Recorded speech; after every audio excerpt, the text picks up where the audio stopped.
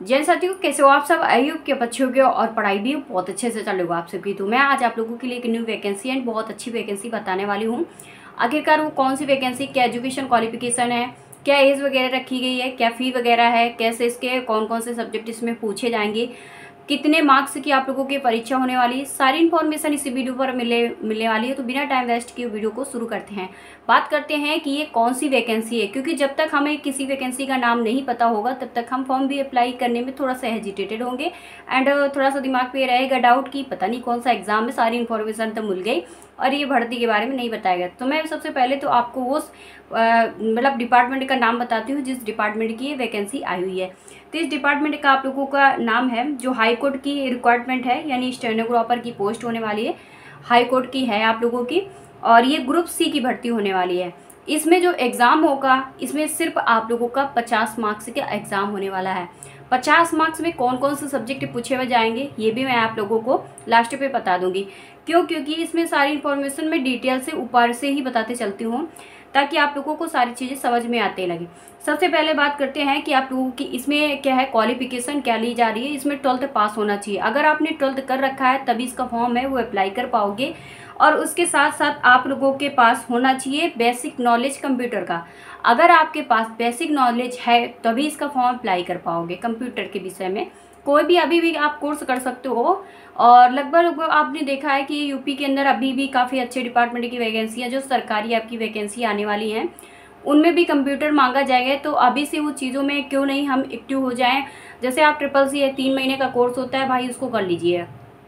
Course कैसे, first month पे आप लोगों को क्या होता है, इसका फॉर्म अप्लाई करना होता है। सेकंड वीक में, सेकंड मंथ पे आप लोगों का क्या है, एग्जाम होने की डेट आ जाती है। उसके बाद थर्ड में आप लोगों का पूरी तरह से कंप्लीट एंड सर्टिफिकेट की आप लोगों को मिल ही जाता है लास्ट तक। तो आप लोगों को मैंने दिखाया भी है कि ट्रिपल सी मैंने कर रखा है और मेरे पास सर्टिफिकेट में है, इस पर वीडियो भी बना के रखी हूँ, अगर देखना है तो उसको भी देख लेना। और उसके बाद आप लोगों के पास बेसिक नॉलेज जरूर कंप्यूटर का होना चाहिए। इन्होंने साफ साफ इस चीज़ को हाईलाइट किया हुआ है। और उसके बाद आप लोगों को क्या है, इन्होंने बताया है कि इसकी जो पेमेंट रहेगी, इसकी सैलरी सब कुछ मिलाकर आप लोगों को 56,000 स्टार्टिंग रहेगी।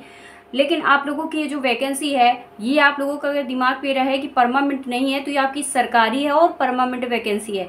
सरकारी है, ऐसा नहीं कि कोई प्राइवेट सेक्टर की वैकेंसी हो, ये आपकी हाई कोर्ट की वैकेंसी है और सरकारी वैकेंसी है। इसमें आप लोगों का क्या है, सैलरी वगैरह के लिए बताया गया है। उसके बाद एज बताया गया है कि 18 से 37 ईयर्स एज होनी चाहिए मेल की, और 18 से 40 ईयर्स फीमेल होना चाहिए। SC ST के कैटेगरी से आते हो तो आप लोगों को 5 ईयर छूट भी मिल जाएगी, और आप लोग अगर आते हो OBC से तो आप लोगों को 3 ईयर्स की छूट मिलने वाली है। बाकी जनरल से आते हो तो जो एज मैंने आपको बता दी बस उसी तक आप लोग से लिमिट पर रहोगे, मतलब सीमित रहोगे। अगर आप सोचो कि नहीं मैं जनरल से हूँ और मुझे छूट मिलेगी, तो यहाँ पर छूट आपको नहीं दी जाएगी। वैसे 18 से 37 है तो कोई किसी को छूट की ज़रूरत ही नहीं पड़ेगी, काफ़ी ज़्यादा SP दे दी है इन्होंने। और उसके बाद इन्होंने बताया है कि इस पर क्या है, आप लोगों को ऑनलाइन एग्जाम होगा। ऑनलाइन एग्जाम पे आप लोगों को यही ऑप्शन वाले क्वेश्चन आएंगे, MCQ क्वेश्चन आप लोगों को इस पे आएंगे, जिसमें आप लोगों का एग्जाम होगा और एग्जाम के पास आप लोगों का स्किल टेस्ट होगा। स्किल टेस्ट आप लोगों का वही कंप्यूटर का होगा, जैसे आप लोगों के बेसिक मैंने बताया ना कि 6 मंथ का कोर्स कम से कम आपने के अगर किया है तो आप लोगों को इसलिए इसके पात्र होगी, इसका फॉर्म अप्लाई कर पाओगे। यानी क्या है, 6 मंथ का जिसने भी कंप्यूटर कोर्स किया होगा तो उसका जो सर्टिफिकेट है वो भी लोग मांग सकते हैं। वैसे मांगेगी ही, क्योंकि इसको सबसे उस चीज़ को हाईलाइट कर रहे हैं ना बार बार, तो ये लोग जिस प्रकार से कह रहे हैं तो इस प्रकार से मेरे हिसाब से यही लगता है कि जब इसमें फॉर्म अप्लाई करने जाओगे तो इसमें पक्का ही सर्टिफिकेट जरूर लेंगे। और उसके बाद इन्होंने ये भी बताया है कि स्किल टेस्ट होगा। उसके बाद आप लोगों का स्किल टेस्ट में क्या क्या मांगे, मतलब क्या होगा उसमें, आपकी टाइपिंग ये लोग लेंगे।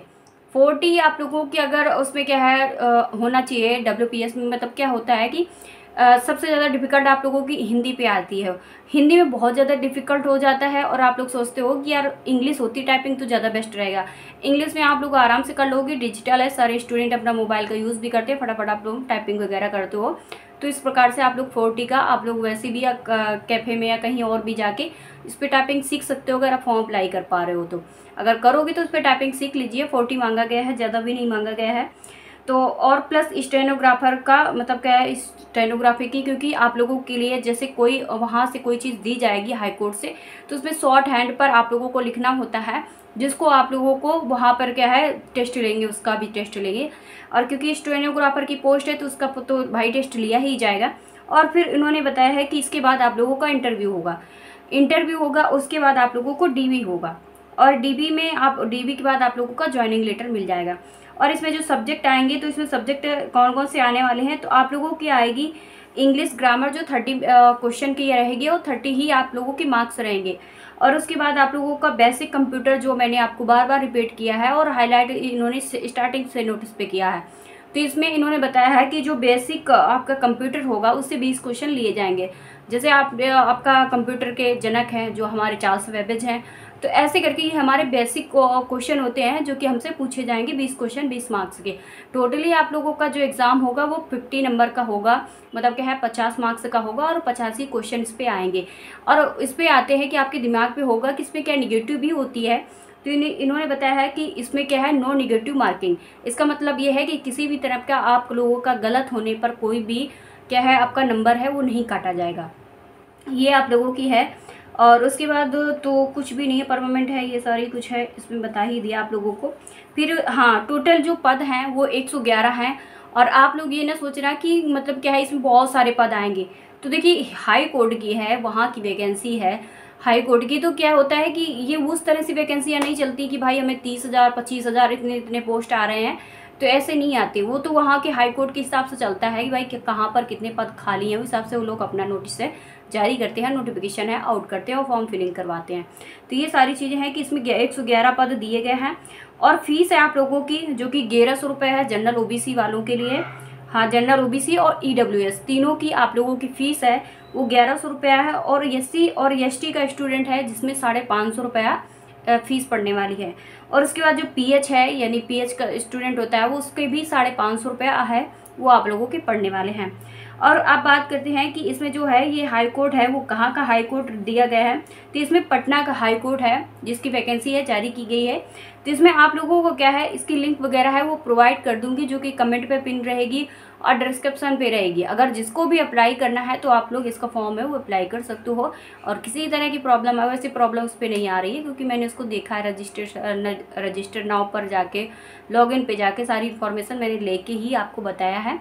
तो ये आप लोगों को 50 मार्क्स का एग्ज़ाम था जो कि आप लोग आराम से कर सकते हो क्योंकि इस पर निगेटिव मार्किंग नहीं है। और इंग्लिश की आती है प्रॉब्लम, क्योंकि बहुत सारे हमारे भाई बहन होते हैं कि उन्हें इंग्लिश की थोड़ी सी दिक्कत रहती है, और बहुत सारे लोगों की इंग्लिश अच्छी होती है, जैसे हम लोगों की उतनी, जैसे जो भी हिंदी मीडियम के स्टूडेंट होगा थोड़ी सी उसको प्रॉब्लम आती है यहाँ पर। अगर वो सीखा होगा बाद में 12th के बाद उसने सीखी होगी तो उस पर चल जाएगा, लेकिन थोड़ी सी यहाँ से दिक्कत आती है। लेकिन कोई बात नहीं, आप परेशान मत होइए क्योंकि इसमें निगेटिव नहीं है। उसके बाद इसमें क्या रखा गया है, 30 नंबर की है, आप लोगों के 30 क्वेश्चन इस पर आने वाले होते हैं। और इसमें ना ही तो किसी तरह का आपका मैथ है और ना ही किसी तरह की आप लोगों की जीएस पूछी जा रही, ना किसी तरह का आप लोगों का इस पर रीजनिंग है, यानी कुछ भी नहीं है। बस 2 ही सब्जेक्ट आप लोगों को सारा कहा है। जो भी आप लोग अगर ग्रुप सी में सेलेक्टेड होना चाहते हो तो कर सकते हो, ये मैंने इन्फॉर्मेशन दे दी है। बाकी आप लोग फॉर्म अप्लाई कर सकते हो और आराम से कर सकते हो, गवर्नमेंट वेबसाइट पे जाके कर सकते हो, ठीक है। मैं लिंक वगैरह प्रोवाइड कर दूंगी, या तो आप लोग डायरेक्ट गूगल पे सर्च करके पटना है, पटना का इन्फॉर्मेशन रिक्वायरमेंट जाके वहाँ से भी कर सकते हो, पटना की रिक्वायरमेंट पे, ठीक है। जहाँ से बनो वहाँ से कर लेना, लिंक भी दे दूँगी। मिलते हैं नेक्स्ट वीडियो में, बाय बाय, नमस्ते।